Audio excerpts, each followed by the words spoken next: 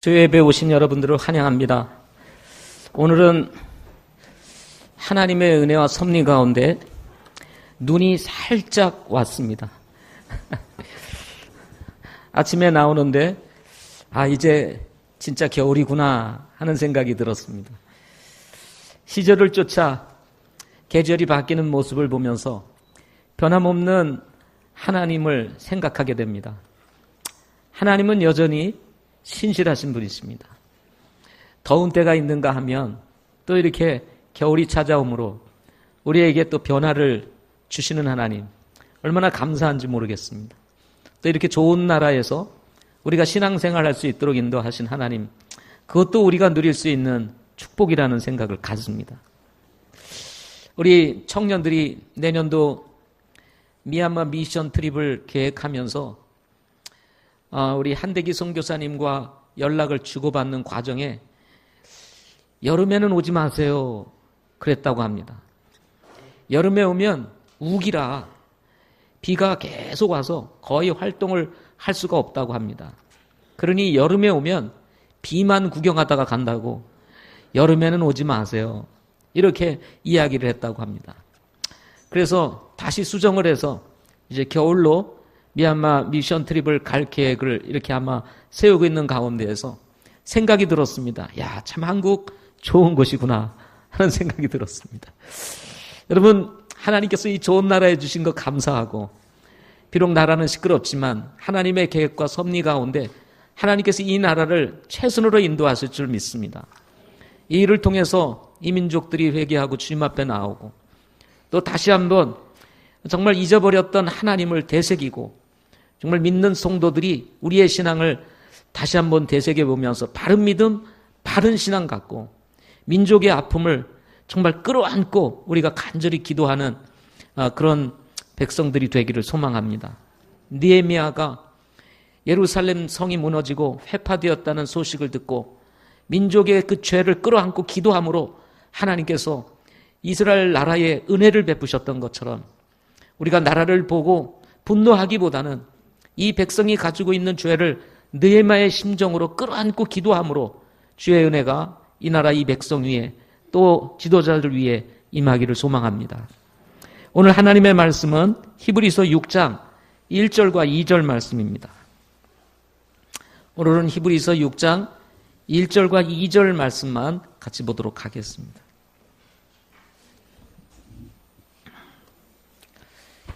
히브리서 6장 1절 2절 같이 읽겠습니다. 시작. 그러므로 우리가 그리스도의 교리의 기초 원리들을 떠나 완전함으로 나가서 죽은 행위들로부터의 회개와 하나님을 향한 믿음과 침례들에 관한 교리와 안수와 죽은 자들의 부활과 영원한 심판의 기초를 다시 놓지 말지니라. 아멘. 기도하시겠습니다.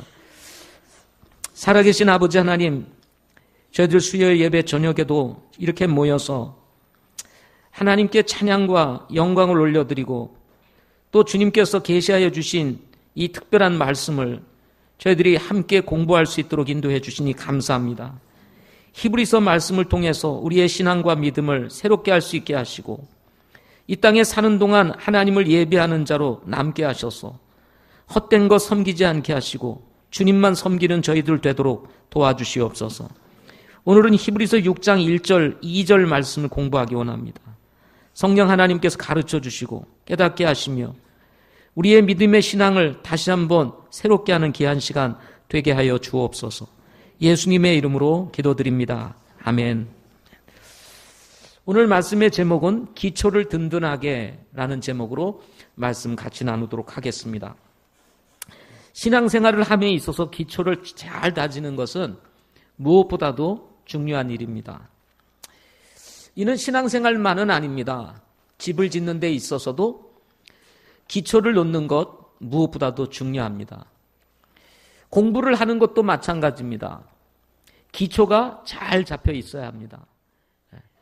수학도 기초가 잘 잡혀 있어야 되고 영어도 기초를 잘 다져야 합니다.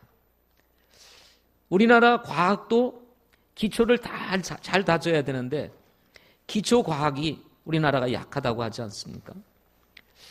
기초가 그만큼 중요한 것입니다. 제가 청년 시절에 영어 공부를 하고 싶어서 새벽에 성문 기본 영어를 학원을 다니면서 공부하던 때가 기억이 납니다. 평소에는 갈 수 없으니까 새벽에 가서 영어를 한번 공부해 봐야 되겠다. 그래서 학원을 다니며 공부를 했던 때가 기억납니다. 지속적으로 다닐 수 없어서 한두 달 다니다 그만뒀습니다. 그러다 보니까 영어 기초가 제대로 다지지를 못했습니다. 여전히 기초가 중요합니다. 우리 교회에서는 구원받은 성도들에게 기본적으로 가르치는 기초적인 말씀이 있습니다. 이게 5확신입니다. 구원의 확신, 기도의 확신, 자백의 확신, 그리고 인도의 확신, 승리의 확신. 이 5가지만 정확하게 이해하고 소화시키기만 해도 기본 생활은 한다고 할 수가 있습니다. 적어도 구원은 흔들리지 아니하고 자기가 하나님을 믿는 이 신앙에 있어서만은 그래도 여러 가지 세파가 있을지라도 분명해지게 되는 것입니다.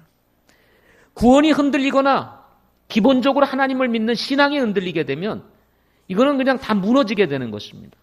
그러나 이 5확신만 제대로 공부를 해서 이 5가지 확신만 분명히 해도 기본은 유지할 수 있다는 것입니다. 그래서 늘 초기 양육이 중요하다라고 강조를 합니다.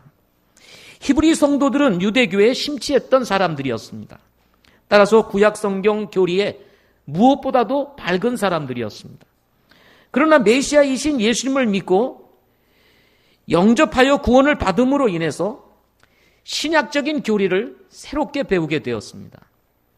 오늘 본문에 나오는 신약 성경에 의한 6가지 중요한 기본 교리에 대해서 이야기를 하고 있습니다.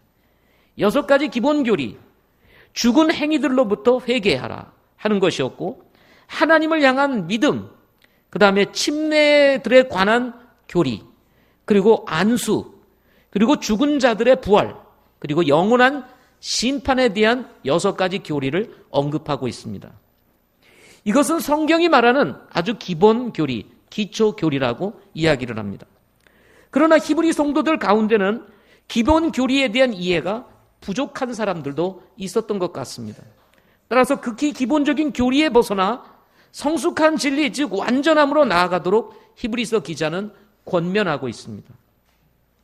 히브리 성도는 이미 시간이 오래되었음에도 불구하고 마땅히 선생이 되어 가르쳐야 하는 자리에 있어야만 했습니다. 그럼에도 불구하고 그들은 여전히 기초 교리에 머물러 있었습니다. 단단한 음식을 먹고 소화할 수 있는 영적인 성숙한 그리스도인이 되어야 했는데 여전히 젖만 먹는 어린아이 그리스도인으로 머물러 있었던 것입니다. 우리들 가운데도 이런 분들이 있지 않을까 염려가 됩니다. 먹고 사는 일에 바빠서 또는 자신이 가지고 있는 편견이나 자기 생각 또는 어떤 일에 대한 과도한 집착으로 인해서 하나님의 말씀을 들어도 흡수가 되지 않음으로 인해서 유익이 없어 영적으로 자라는 일이 멈춰 있는 분들도 있을 수 있다는 것입니다. 제가 여러 가지 목회 사역을 하는 가운데에서 아쉬운 것은 지성도 있고 감성도 있고 그리고 나름도 열심도 있는데 너무 어떤 일에 과도하게 집착함으로 말미암아 아무리 말씀이 들려지고 그리고 전해져도 들을 수 있는 마음의 귀가 열려 있지 않음으로 인해서 여전히 믿음의 상태가 제자리에 있는 그런 분들을 볼 때가 있습니다. 안타까울 때가 많습니다. 우리의 마음이 열려서 들려지는 하나님의 말씀을 통해서 우리의 믿음이 지속적으로 자라갔으면 좋겠습니다. 오늘과 내일이 다르고 내일과 모레가 다른 신앙이 될 때 우리의 신앙에 대한 감격 그리고 주님을 만나는 기쁨이 우리에게 확실하게 드러나게 될 거라고 믿습니다.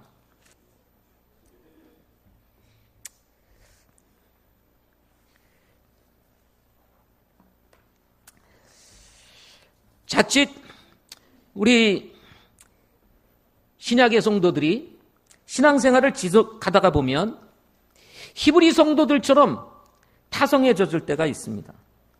이때 우리가 주의해야 될 것이 있는데 그것이 뭐냐면 기본이 약해지기가 쉽다는 것입니다.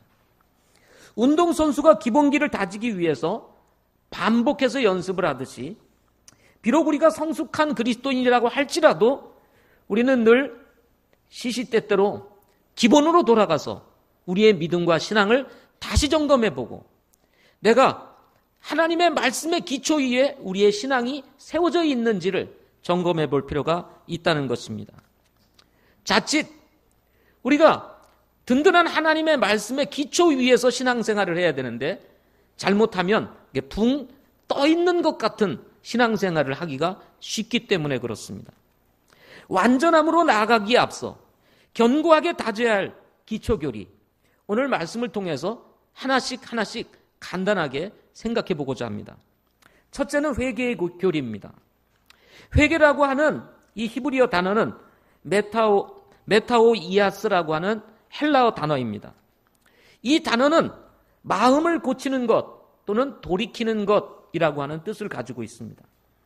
예수님이나 제자들의 설교의 요지를 항상 살펴보면 크게 두 가지라고 할 수가 있습니다. 하나는 회개하라 하는 것이었고 또 하나는 복음을 믿으라 하는 것이었습니다. 항상 예수님과 제자들의 설교를 다 여러분 성경을 통해서 살펴보십시오. 두 가지입니다. 회개하라, 믿어라 하는 것입니다. 이런 설교를 듣고 이방인들이 회개를 하게 된다면 하나님에 대한 생각을 고치는 것이 되고 유대인들이 예수님의 말씀을 듣고 제자들의 말씀을 듣고 회개를 한다면 그리스도의 생각을 고치게 될 것입니다. 그리스도께로 마음을 돌이키는 것입니다. 닫혀있는 메시아에 대한 유대인들의 생각, 이것이 바뀌어지는 것입니다. 또 우상을 섬기던 이방인들이 복음을 들을 때 정말 회개한다는 의미는 우상을 버리고 하나님께로 돌아서는 것, 이 마음을 고치는 것이라고 말할 수가 있는 것입니다.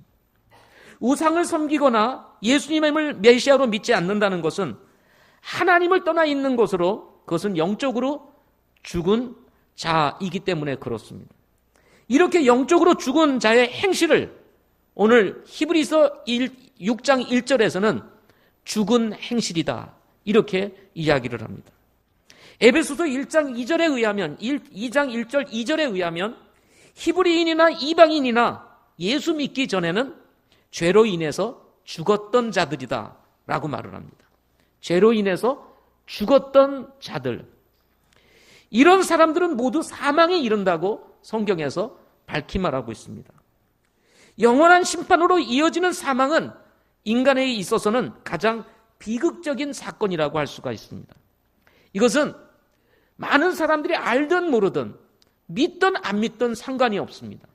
하나님의 말씀은 진리이고 그리고 하나님의 말씀은 불변하며 그리고 하나님의 말씀은 반드시 실현되기 때문에 사람이 믿느냐 모르느냐 안 믿느냐 아느냐 모르느냐 상관없이 하나님의 심판은 반드시 이루어진다는 것입니다. 회개는 이런 인간의 운명을 바꿔놓을 수 있는 유일한 방법이요 동시에 하나님의 은혜입니다. 하나님께 돌아설 때 하나님께서는 우리의 죄를 용서해 주시기 때문에 그렇습니다. 히브리서 9장 13절과 14절 말씀에 보면 이런 말씀이 있습니다. 황소와 염소의 피와 암송아지의 죄를 부정한 자에게 뿌려 육체를 거룩히 구별하고 정결하게 하거든 하물며 영원하신 성령을 통해 자신을 점 없이 하나님께 드린 그리스도의 피는 죽은 행위로부터 너희 양심을 얼마나 더 많이 깨끗하게 하여 살아계신 하나님을 섬기게 하겠느냐라고 말씀하고 있습니다. 황소와 염소와 암송아지를 통해서도 하나님께서 우리의 죄를 정결하게 해주시는데 흠없고 점없는 하나님의 아들 예수 그리스도를 통해서 우리의 죄를 사해 주시게 되었습니다. 그래서 예수 그리스도의 피는 죽은 행위로부터 우리의 양심을 얼마나 더 많이 깨끗하게 하겠느냐, 그러면서 살아계신 하나님을 섬기게 하겠느냐라고 얘기를 하고 있습니다. 이 말은 다른 말로 얘기하면 충분하다는 것입니다. 그분에게는 부족함이 없다는 것입니다. 황소의 피, 염소의 피는 해마다 드려야 됐지만 단번에 드린 예수 그리스도의 피는 더 이상 짐승을 필요로 하지 않는 완벽한 구속의 역사였다는 것입니다.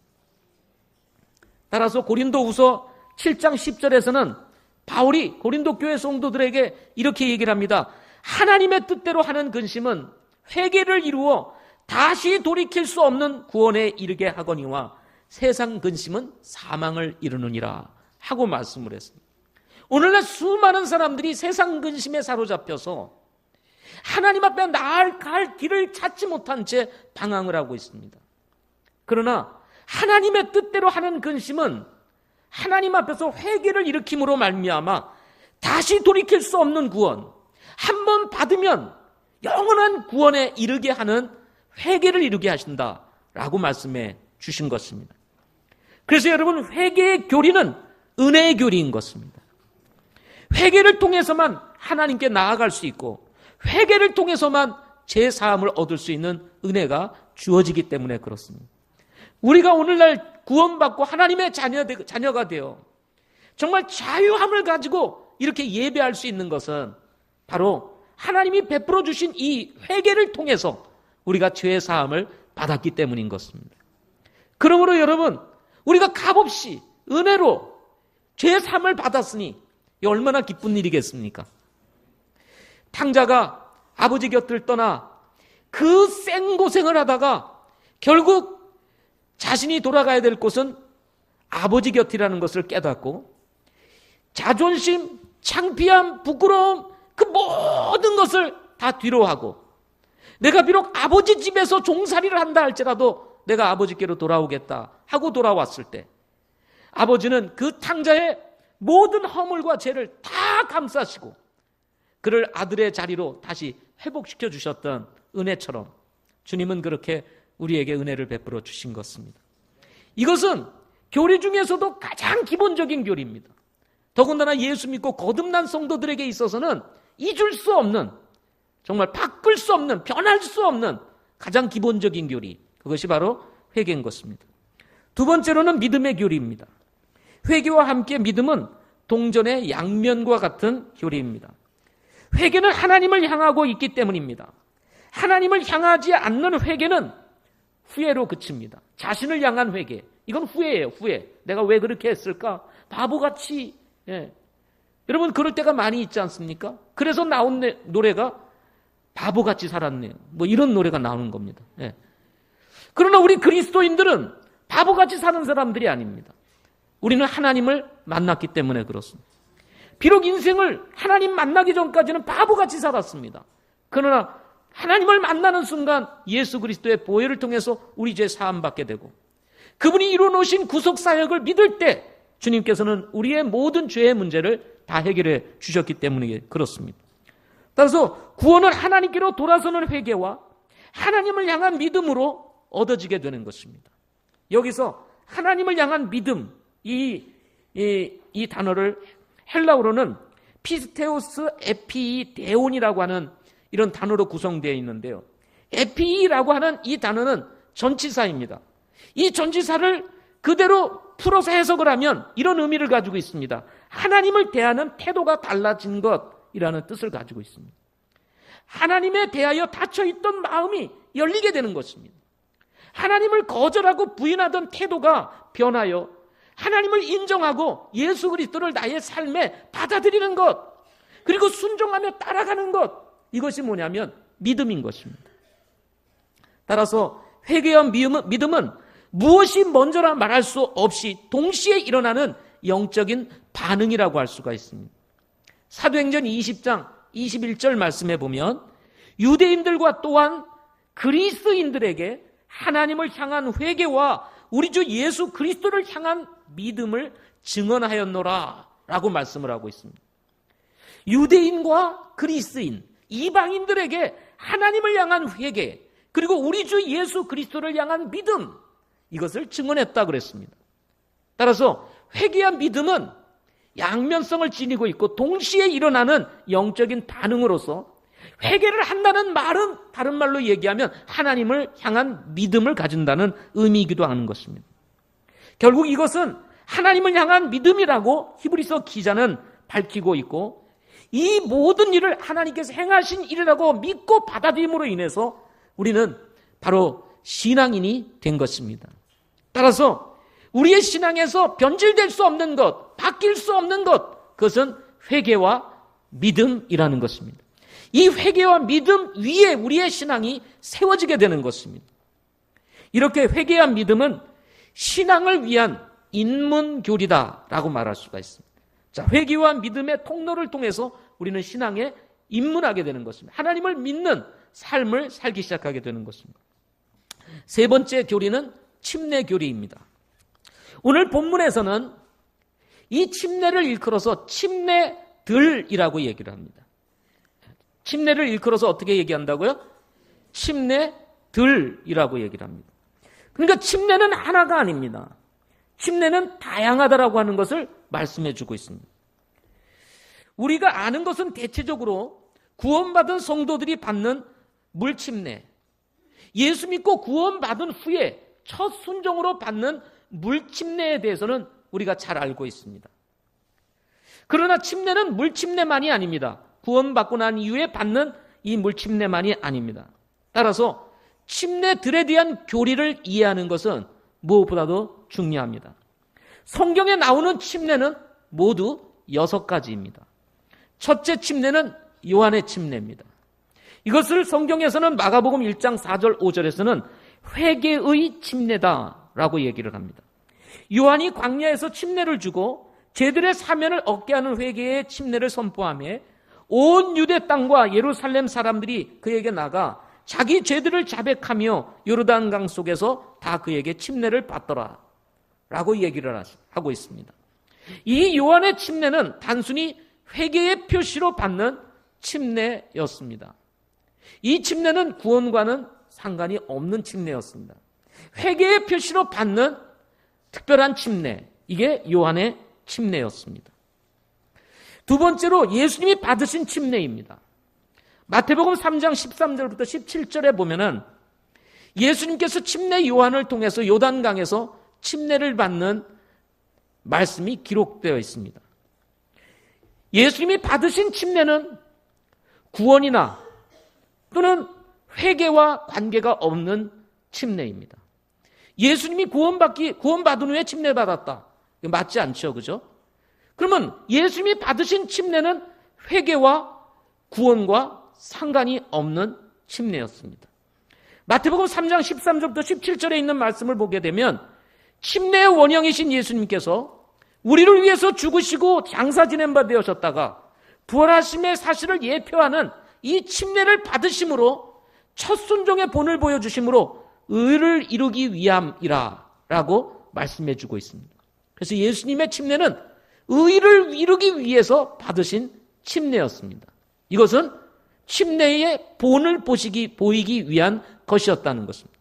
따라서 이제 예수님을 통해서 구원받은 모든 사람들은 예수님의 그 죽으심, 그리고 장사 지내심, 그리고 부활하심을 나타내는 이 예표인 예수님이 받으신 이 침례를 이제 구원받은 성도들이 자신의 믿음의 간증으로 침례를 받도록 이렇게 본을 보여주신 것입니다. 세 번째 침례는 성령 침례입니다. 마태복음 3장 11절, 사도행전 1장 5절, 사도행전 2장 38절 이렇게 등등 나오는 침례입니다. 예수님께서 주실 것으로 예수님을 믿고 구원을 받을 때 믿는 사람들에게 성령님께서 내주하시는 것, 이것을 일컬어서 성령 침례라고 말을 합니다. 오순절 이후 사도행전 11장 15절과 16절 말씀을 보게 되면 제가 읽어드리겠습니다. 내가 말을 시작할 때에 성령님께서 그들 위에 임하시되 마치 처음에 우리 위에 임하신 것 같이 하시더라. 그때 내가 주의 말씀 곧 그분께서 이르시기를 참으로 요한은 물로 침례를 주었을 때 너희는 성령님으로 침례를 받으리라 하신 것을 기억하라. 이제 예수 믿고 구원받은 사람들 위에 성령이 임하도록 기도를 하니 이제 구원받은 사람들 위에 성령이 임하기를 시작했습니다. 그 이후에 예수 믿고 구원받은 사람들에게는 이제 구원받자마자 모든 사람들에게 성령이 내주하시게 되었습니다. 이것을 일컬어서 우리는 성령 침례다라고 말씀을 하고 있는 것입니다. 여러분 구원 받으셨습니까? 그럼 여러분 안에 성령이 계십니까? 그러나 초기 성령이 임하시기 전에는 구원을 받았어도 성령이 없었습니다. 그런데 오순절날 성령이 임함으로 제자들에게 성령이 임하고, 그리고 이방인들이, 사마리아 사람들이 예수님을 믿게 되었습니다. 그런데 사마리아 사람들이 구원은 받았는데 성령이 임하지 않는 거예요.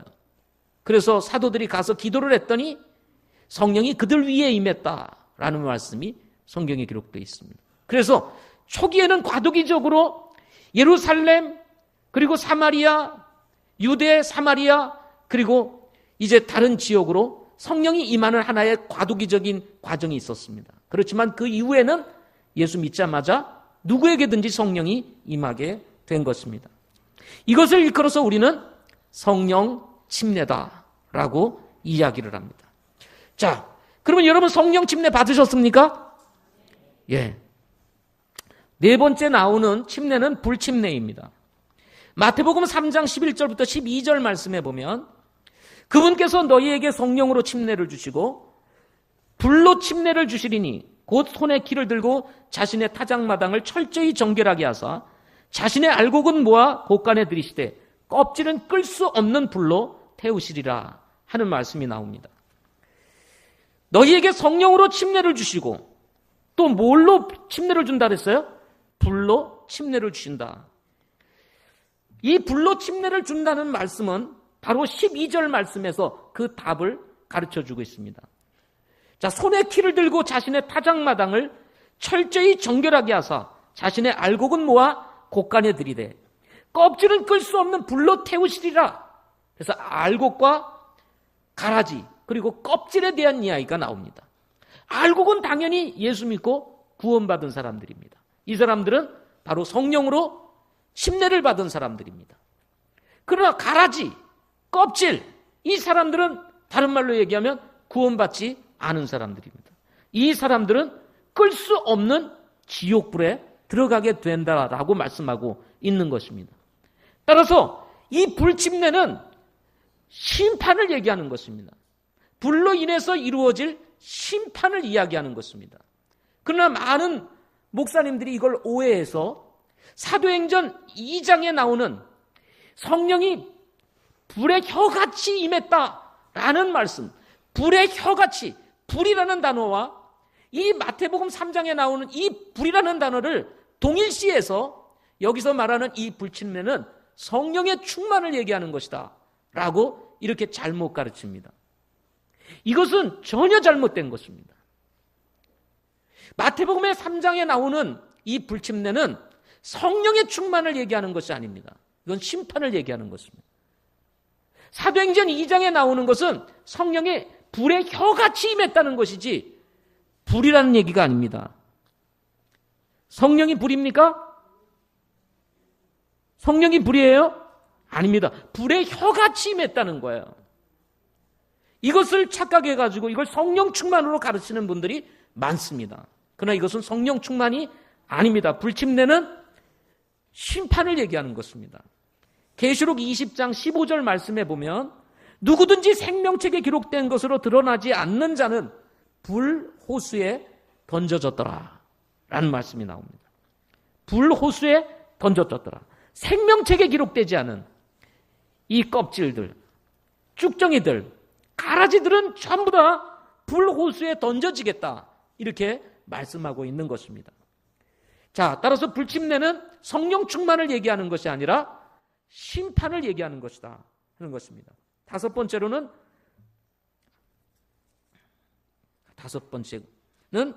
죽은 자들을 위한 침례입니다. 다섯 번째는 어떤 자들을 위한 침례요?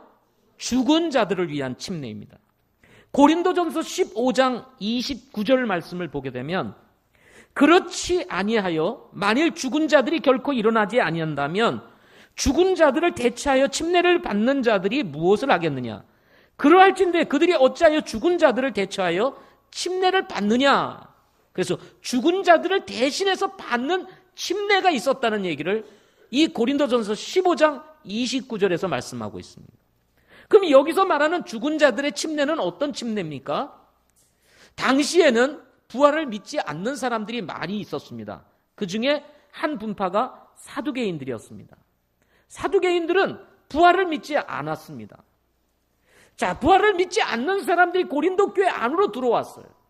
그래서 바울이 예수님의 부활에 대해서 강조를 하게 되었습니다. 부활은 사실이다. 부활은 있다. 부활이 없다면 우리의 믿음은 헛것이다. 우리 전도하는 거 다 헛것이다. 라는 것을 쭉 얘기하면서 그 예로 부활이 사실이라는 것을 한 가지 예로 들었는데, 그것이 뭐냐면 당시에 죽은 자를 위해서 대신 침례를 받으면 그 사람이 천국을 간다라고 잘못 가르치는 그런 사람들이 있었습니다. 비록 잘못 가르치는 것이었지만 부활이 없다면 그렇게 죽은 자를 대신해서 침례를 주는 일을 왜 하겠느냐, 이런 얘기를 한 것입니다. 무슨 말인지 아시겠죠? 우리도 오늘날 죽은 자를 위해서 대신 침례를 받는 일 합니까, 안 합니까? 안 하죠. 그런 일은 있을 수 없습니다. 그런데 이렇게 잘못 가르치는 사람들이 있었어요. 그리고 실제로 죽은 자들을 대신해서 침례를 주는 잘못된 사람들이 있었어요. 비록 잘못된 것이지만 부활이 없다면 왜 그들이 그렇게 했겠느냐라는 말씀을 통해서 여기서 말해주고 있는 것입니다. 이것은 잘못된 거예요. 그렇지만 이렇게 하는 사람들이 있었다는 것입니다. 마지막 6번째로는 구원받은 성도들이 받는 침례입니다.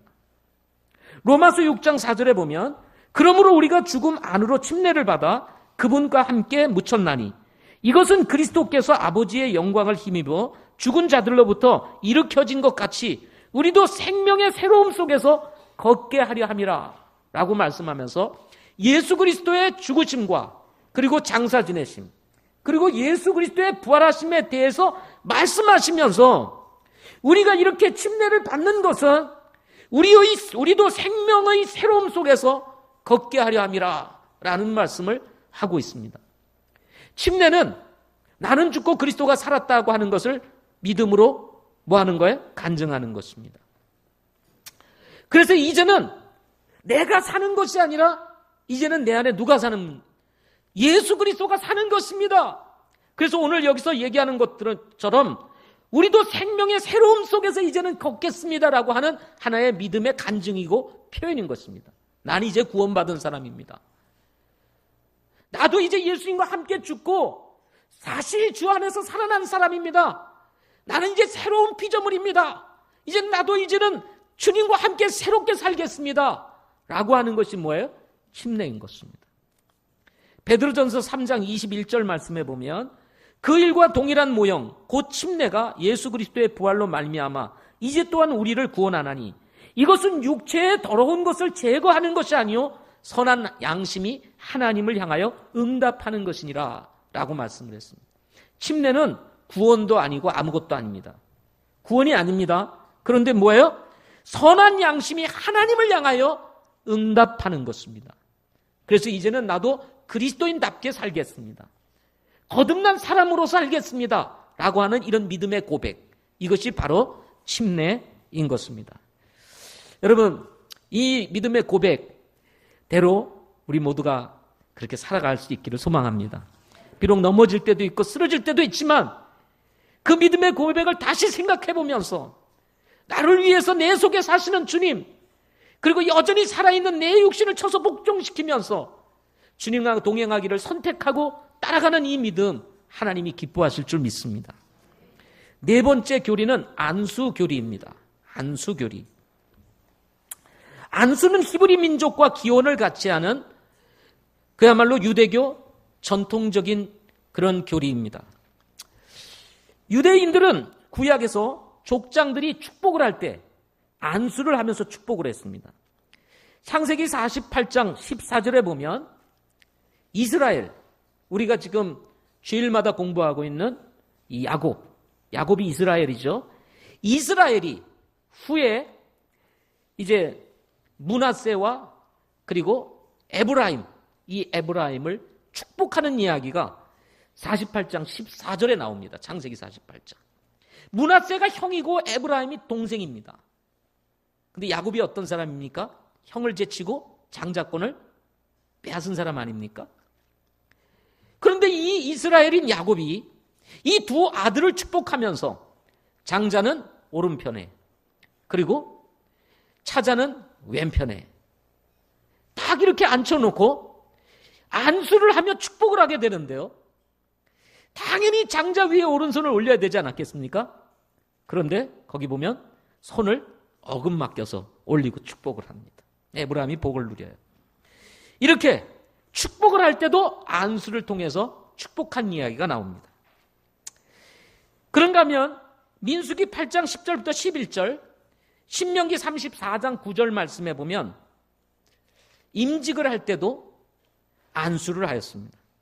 레위 사람들이 주 앞에 나오매 이스라엘 자손이 레위 사람들에게 안수하게 하라 하면서 레위 사람들은 특별히 성막에서 일을 하는 사람들이었잖아요. 그들에게 안수를 함으로 그 일을 맡기는 이야기가 나옵니다. 그런가 하면 신명기 34장 9절에 보면 모세가 이제 이스라엘 백성들을 이끌고 광야를 지나다가 이제 가나안이 바라보이는 느보산에서 마지막 그가 생을 마치게 됩니다. 가나안 땅이 저 앞에 보여요. 그런데 그 가나안을 가보지도 못한 채 느보산에서 이제 자신의 생애를 마치면서 자기의 후계자인 여호수아에게 리더십을 이양하게 됩니다. 이때 여호수아에게 리더십을 위임할 때 모세가 여호수아에게 안수하였다는 말이 나옵니다. 이렇게 구약에서도 하나님의 특별한 직책들을 위임할 때 안수를 함으로 위임을 했다 하는 것입니다. 그런가 하면 병 고칠 때도 안수를 했습니다.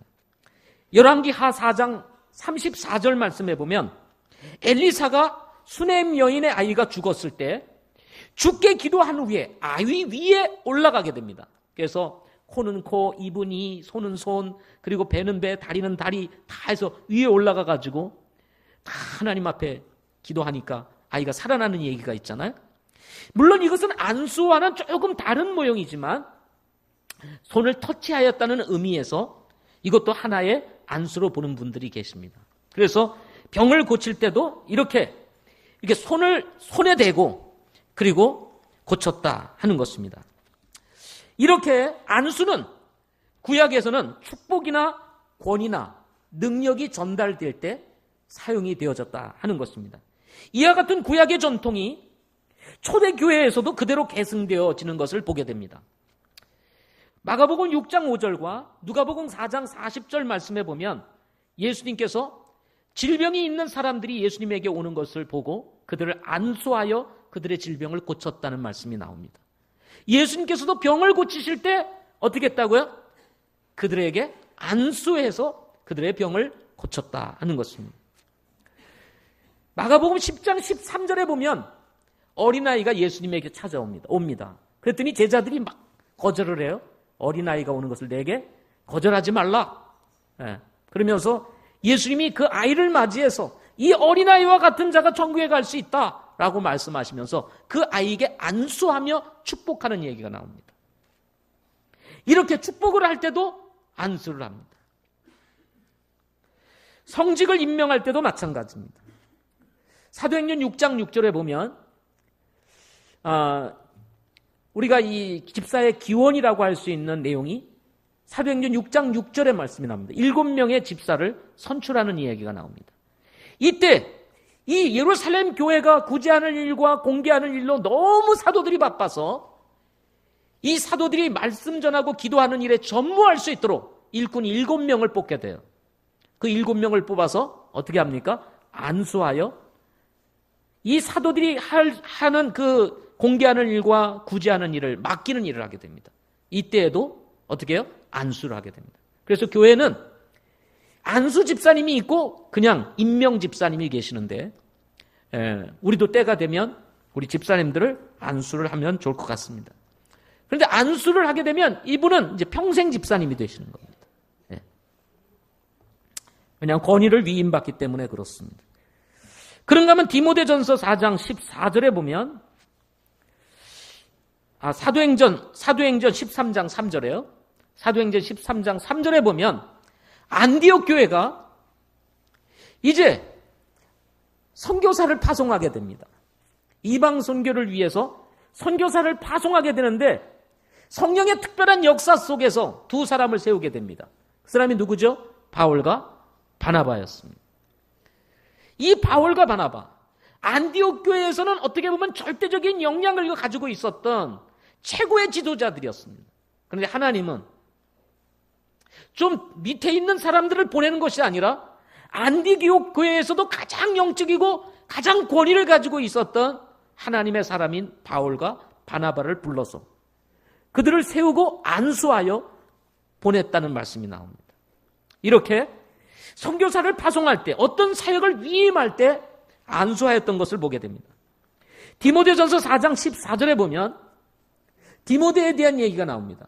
이 디모데가 안수회에서 받은 안수를 기억하라 라고 말씀을 하면서 하나님께 받은 그 은사가 불일 듯 일어나게 일어나서 네 맡겨진 그 은사를 따라 주님 앞에 귀한 사역을 감당하라고 격려하며 도전하는 얘기가 나옵니다. 하나님의 목회직, 부르심에 따라 목회자로 세워질 때도 안수를 하게 됩니다. 이렇게 집사로서, 때로는 선교사로서, 목회자로서 부름을 받아 쓰임을 받을 때 안수함으로 사역을 위임하는 이런 일들을 하게 되는 것입니다. 그런가 하면 사도행전 8장 17절에 보면 신약에서만 나타나는 건데요, 성령의 강림을 구할 때 안수를 했던 것을 보게 됩니다. 사마리아에 있는 그리스도인들에게 사마리아 사람들도 예수님을, 성령을 받았다는 소식을 듣고 베드로와 요한을 파송합니다. 그리고 베드로와 요한이 그들에게 가서 구원받았는지, 성령이 그들에게 임했는지 확인한 후에 그게 사실임을 깨닫고 알게 되고 그들을 두고 안수하며 성령이 그들 위에 임했다는 말씀이 나옵니다. 그런가 하면 사도행전 19장 6절에 보면 에베소에서 요한의 제자들을 만나게 됩니다. 바울이 요한의 제자들을 만나는데 너희가 어떻게 침례를 받았냐? 어느 침례를 받았냐? 그러니까 요한의 침례라. 그래서 성령에 대해 들어봤냐? 우리는 아무 들어본 적도 없다. 그래서 그때 거기서 바울이 예수 그리스도에 대해서 증거를 하게 됩니다. 그러자 그들이 예수님을 받아들이게 돼. 쉽게 말하면 구원을 받게 됩니다. 그러자 그들을 위하여 안수하고 기도하니까 그들 위에 성령이 임했다 하는 말씀이 나오게 됩니다. 자, 이렇게 안수는 다양한 형태로 사용되어졌습니다. 그러나 안수는 앞에서 얘기했던 것처럼 축복과 그리고 권위와 능력과 어떤 사역에 대한 권위를 위임하는 그런 아주 중요한 역할을 하는 것으로서 우리가 주의해야 될 것 한 가지가 있습니다.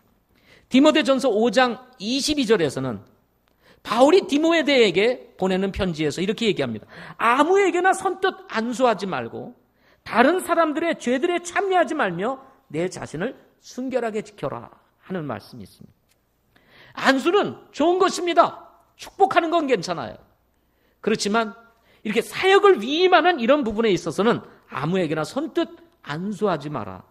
함부로 안수하지 마라 라고 말씀을 합니다. 그래서 안수를 남발하는 것은 매우 위험한 일입니다. 오늘 한국 교회가 가지고 있는 문제가 무엇입니까? 돈으로 안수를 사는 것입니다. 돈을 주고 안수를 사는 거예요. 그래서 목사 안수를 받는 겁니다. 얼마 내고 목사 안수를 받는 겁니다. 그러니까 사이비 목사들이 막 나오는 거예요.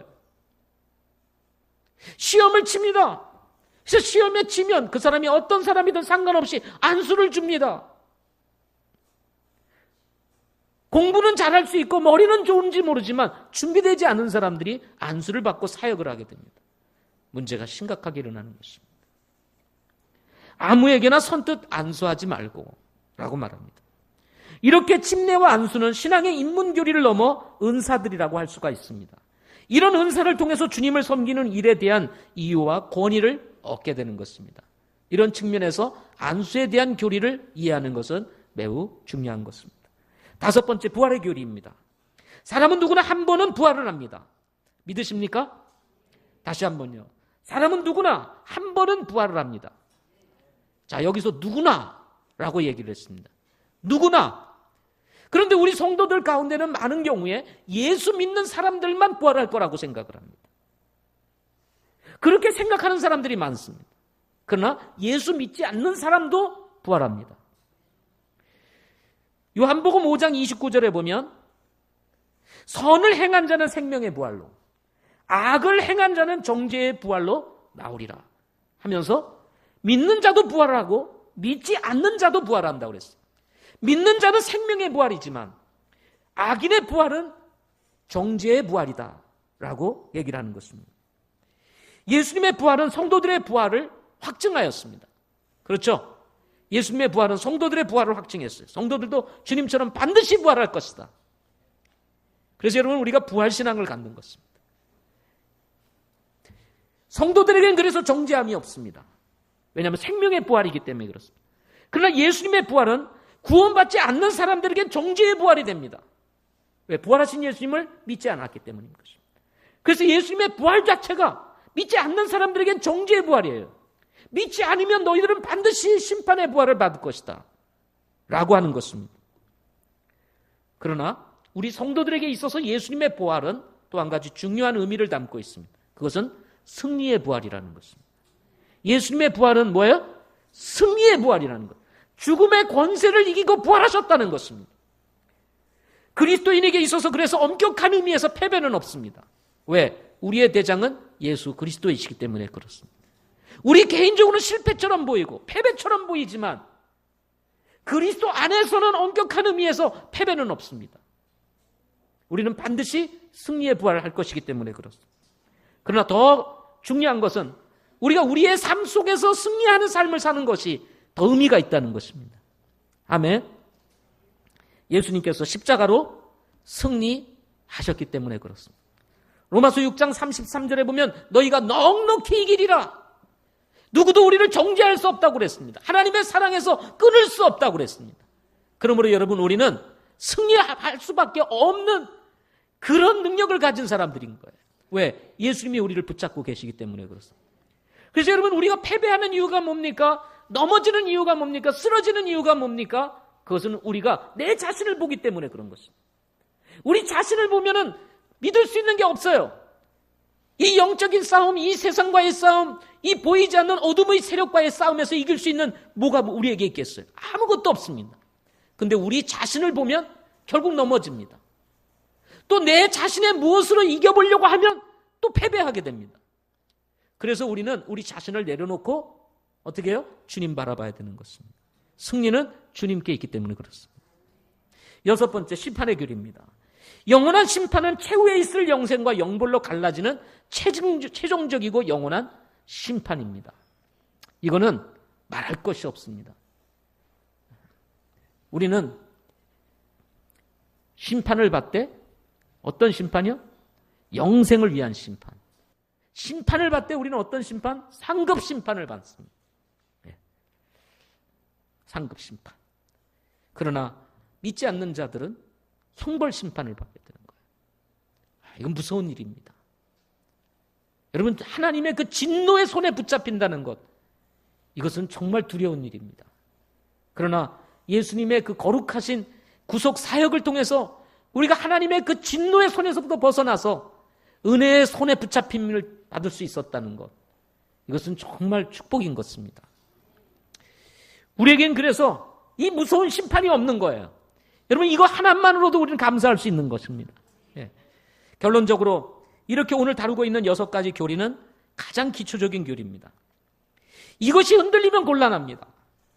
이 기본적인 교리들이 흔들리면 곤란해요. 히브리서 기자는 흔들리는 것을 염려하고 있는 것이 아니라 이제는 초보적인 신앙에서 벗어나 완전함으로 나아가자고 도전하고 있는 내용이 1절과 2절이에요.